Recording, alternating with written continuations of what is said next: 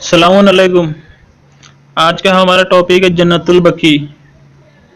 इस टॉपिक में हम लोग जानेंगे जन्नतुल बकी है क्या, कब से है, इसमें कौन कौन दफन है और जन्नतुल बकी मिस्मार करने के पीछे आखिर वजह क्या है। चलिए हम अपनी वीडियो शुरू करते हैं। वीडियो शुरू करने से पहले आप लोग हमारा चैनल को सब्सक्राइब कर लें और बेल आइकन ज़रूर दबाएं ताकि हमारी वीडियो सबसे पहले आप तक ज़रूर पहुंचे।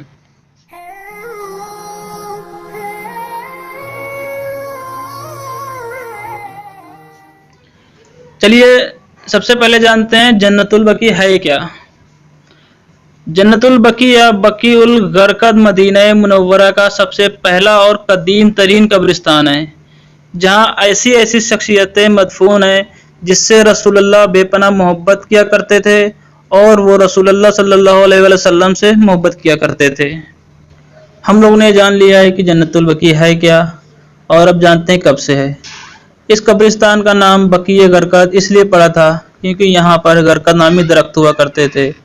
बाज़ लोग शायद ये समझते हैं कि जिस हाल में जन्नतुल बकी आज है उसी हाल में रसूलुल्लाह सल्लल्लाहु अलैहि वसल्लम के वक्त में भी और उनके बाद के अदवार में भी था। हालांकि हकीकत यह है कि आज से 700 साल पहले के लिखे हुए सफ़रनामे, चाहे वो सफ़रनामा इब्न ज़ुबैर हो या सफ़रनामा इब्न बतूता हो, उसमें तफसील से लिखा है कि यहाँ पर कौन कौन सी कब्रें मौजूद थी और उसके ऊपर कैसे कैसे अजीमुशान मकबरे बने हुए थे और उसका रंग कैसा था। अगर आप लोगों को हमारी वीडियो अच्छी लग रही हो तो कमेंट करके ज़रूर बताएं। और अब बात करते हैं यहाँ कौन कौन दफन है। सबसे पहली कब्र जो बनाई गई थी वो सरवर कायनात ने खुद अपने हाथों से बनाई थी, और वो कब्र आपके सहाबी उस्मान बिन मज़ऊन की थी।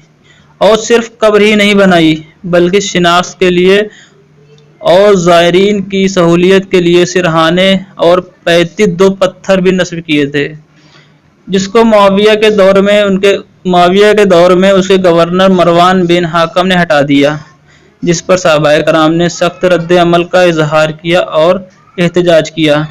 यहाँ तक कि मरवान बिन हाकम ने दोबारा पत्थर लगवाना पड़ा और उनकी कब्र का एक कुब्बा भी बनवाना पड़ा। बाद में जंग ओहद में जख्मी हुए अफराद जो अब मदीने लाया गया, और जब उनकी मदीने में शहादत वाक़ई हुई तो उन सब को भी यहीं दफनाया गया। एक रिवायत के मुताबिक शहजादी इस्लाम हज़रत फ़ातिमा ज़हरा सलामुल्लाह अलैहा को खुद अमीरुल मोमिनीन ने अपने हाथों से दफन किया और वसीयत के मुताबिक कब्र का निशान मिटा दिया गया। आपके बाद इसी मुकाम पर इमाम हसन को उसी वसीयत के मुताबिक कि मुझे या तो मेरे नाना के पहलू में दफन किया जाए, और अगर ये मुमकिन ना हो तो मुझे मेरी मजलूमा माँ के पहलू में दफन किया जाए, यहाँ दफन किया गया। आपके बाद इमाम ज़ैनुल आबिदीन अलैहिस्सलाम, इमाम मोहम्मद बाकर अलैहिस्सलाम, इमाम जाफ़र सादिक अलैहिस्सलाम को भी इसी कब्रिस्तान में दफन किया गया। वाक़या हर्रा के शोहदा अज़वाजे मुतहरात में से सिवाय 2 के तमाम यहीं दफन हैं।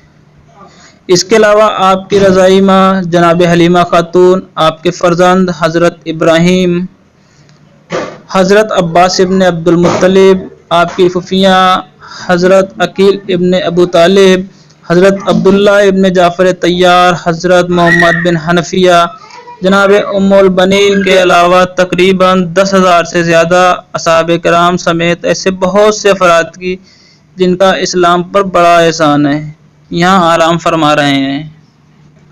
चौथा पॉइंट, जन्नतुल बकी को मिस्मार करने के पीछे आखिर वजह क्या थी। खुदावंद ने कुरान मजीद में सफ़ा और मरवा की पहाड़ियों को शारल्ला कह के पुकारा है, यानी वो निशानियाँ जिसको देख के खुदा की याद आए। अजीम कौम अपनी निशानियों को सहेज करके रखती है ताकि अपनी आने वाली नस्ल उन्हें देखकर अपनी हक्कानियत की आशना हो सके। आज हम नज़र दौड़ा के देखते हैं तो पाते हैं कि बहुत सी कौमों ने अपनी दीनी निशानियों को सहेज कर नहीं रखा। जैसे ईसा के पैरोकारों ने अपनी निशानियां नहीं सहेजी, نہ آج عیسیٰ کی جائے ولادت کی نشانی ہے، نہ جہاں ان کو سولی دی گئی۔ یہودیوں نے اپنی کچھ نشانیاں سہج کی رکھی ہوئی ہے، جس کو دیکھ کر وہ آنے والی نسلوں کو آمادہ کرتے ہیں اور اپنے دین کی حقانیت ثابت کرنے کی فراق میں ہیں۔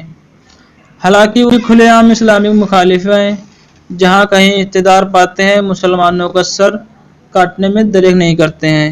ان باطل مسلمانوں کا آج دین کے نام پر صرف کچھ مخصوص ایام باقی ہیں، جس کو انہوں نے خود سے بنائے ہیں۔ یہ ظاہراً تو آسمانی دین کے پیروکار بنتے ہیں، لیکن ان میں ان سب مقدس دین میں کوئی بھی احکام نہیں پائے جاتے، کیونکہ یہ باطل منصوبوں پر کام کرتے ہیں۔ لہذا انہوں نے اپنی زیادہ تر دینی نشانیوں کو مٹا دیا ہے، لیکن مذہب اسلام دین حق ہے اور ہم نے ہزاروں سال سے اپنی دینی نشانیوں کو سہج کے رکھا ہوا ہے۔ باطل نے جس طرح اپنی دینی نشانیوں کو تباہ کر دیا، اسی طرح چاہتا ہے کہ ہماری بھی نشانیاں ختم ہو جائیں، اور اپنے ان منصوبوں کو عملی جامہ پہنانے کے لیے ان کو اپنا کوئی اعلی کار چاہیے جو دیکھنے میں تو مسلمان ہو لیکن کام ان کا کرے۔ لہذا انہوں نے عرب کے ڈاکوؤں کے ایک قبیلے کا اقتدار کا لالچ دیا اور عثمانیہ سلطنت نے بغاوت کا پورا ساتھ دیا، اور جب ان کے اقتدار مل گیا تو عرب سے ایک مقدس خطے کا، جس کا نام حجاز مقدس تھا، اس کا نام بدل کے اپنے نام یعنی سعود کے نام پر سعودی عرب رکھ دیا، اور اس وقت سے آج تک یہ برطانیہ اور امریکی ایجنٹ کے طور پر کام کرتے ہیں، اور جو وہ چاہتے ہیں اس کو عملی جامہ پہنانے میں لگ جاتے ہیں۔ یہ محض کوئی قصہ نہیں ہے، بلکہ اس سے بہت سی ثبوت آج انٹرنیٹ پر دستیاب ہیں، جس میں برٹن جاسوس ہیمپر کے انحرافات تو اب منظور عام پر بھی آ گئی ہے، اور برٹن حکومت کی ذمہ دار افراد کی ویڈیو کلپ بھی موجود ہے کہ کس طرح انہوں نے وہابی اسلام کو دوسری جنگ عظیم میں سوویت کے خلاف استعمال کیا۔ کس طرح انہوں نے وہابی اسلام کو دوسری جنگ عظیم میں سوویت کے خلاف استعمال کیا اور فتح درج کی۔ آل سعود کو اپنے منصوبوں میں کامیاب ہونے کے لیے کوئی ایسا ساتھی چاہیے تھا جو ان کو تمام منصوبوں کو دینی جامہ پہنا سکے اور آسانی سے وہ مسلم امت کی سربراہی کر سکے، اور اس کام کو ان کا ساتھ دیا محمد ابن عبد الوہاب نے۔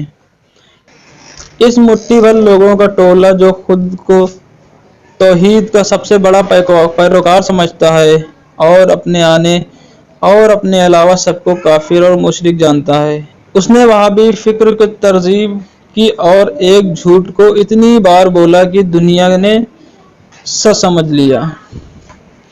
آج اسی ٹولے کی وجہ سے پوری دنیا میں اسلام کو اور اس مقدس دین کے پیروکاروں کو شکی نگاہوں سے دیکھا جاتا ہے۔ یہ بات ثابت ہے کہ جنت البقیع کی قبر مقدس کو مسمار کرنے کے پیچھے کوئی فقہی وجہ نہیں تھی، بلکہ اس کے پیچھے ایک سوچی سمجھی سازش تھی جس سے یہ اپنا سیاسی فائدہ حاصل کرنا چاہتے تھے۔ اگر یہ فقط فقہی وجہ ہوتی تو آج ایسی بہت سی چیزیں ہیں جس کو انہوں نے باقی رکھا ہوا ہے۔